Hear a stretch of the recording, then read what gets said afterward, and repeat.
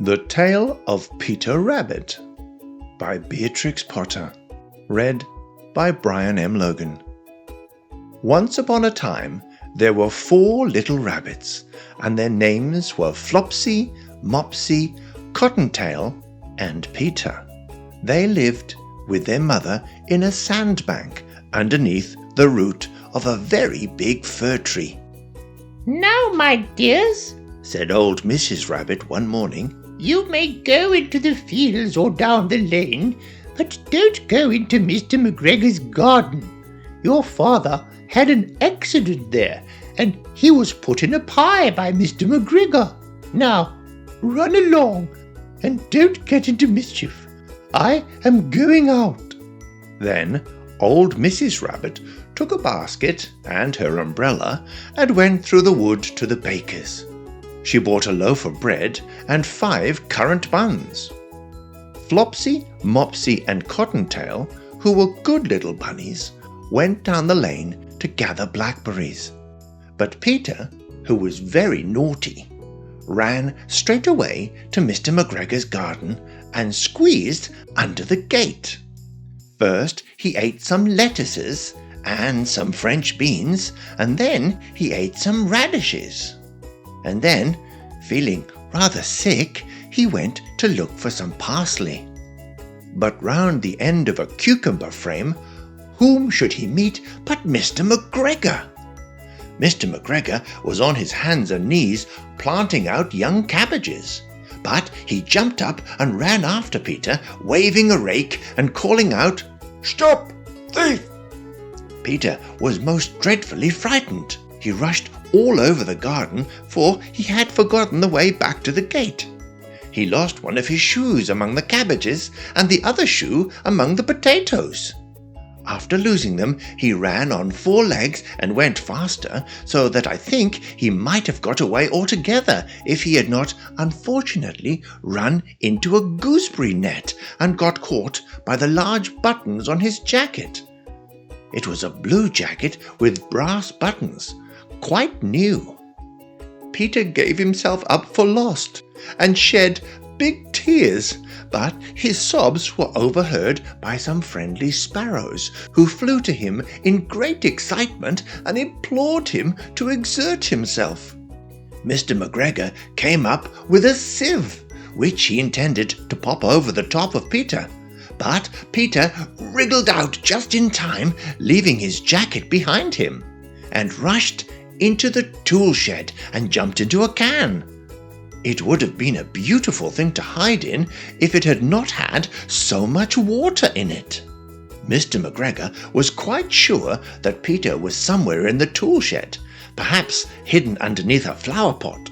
He began to turn them over carefully, looking under each. Presently, Peter sneezed.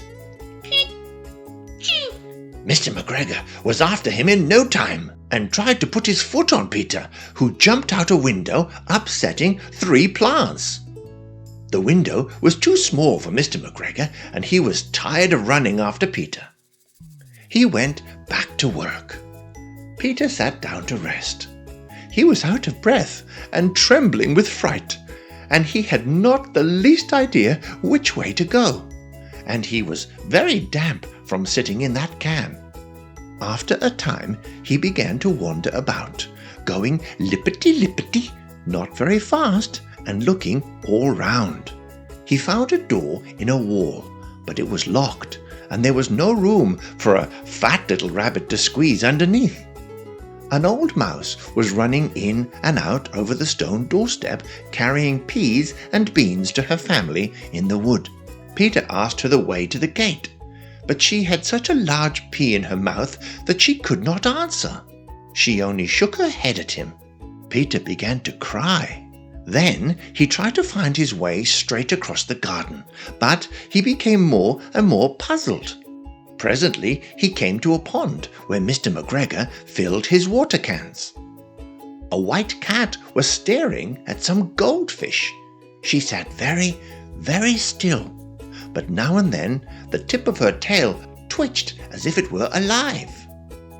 Peter thought it best to go away without speaking to her. he had heard about cats from his cousin, little Benjamin Bunny.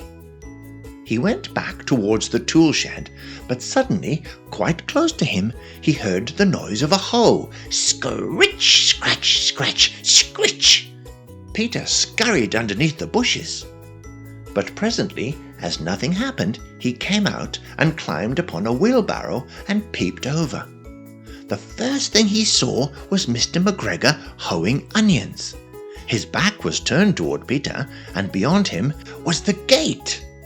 Peter got down very quietly off the wheelbarrow and started running as fast as he could go along a straight walk behind some blackcurrant bushes. Mr. McGregor caught sight of him at the corner, but Peter did not care. He slipped underneath the gate and was safe at last in the woods outside the garden. Mr. McGregor hung up the little jacket and the shoes for a scarecrow to frighten the blackbirds. Peter never stopped running or looked behind him till he got home to the big fir tree. He was so tired that he flopped down upon the nice soft sand on the floor of the rabbit hole and shut his eyes. His mother was busy cooking. She wondered what he had done with his clothes. It was the second little jacket and pair of shoes that Peter had lost in a fortnight. I am sorry to say that Peter was not very well during the evening. His mother put him to bed and made some chamomile tea, and she gave a dose of it to Peter. 1 tablespoonful to be taken at bedtime. But Flopsy, Mopsy, and Cottontail had bread and milk and blackberries for supper. The end.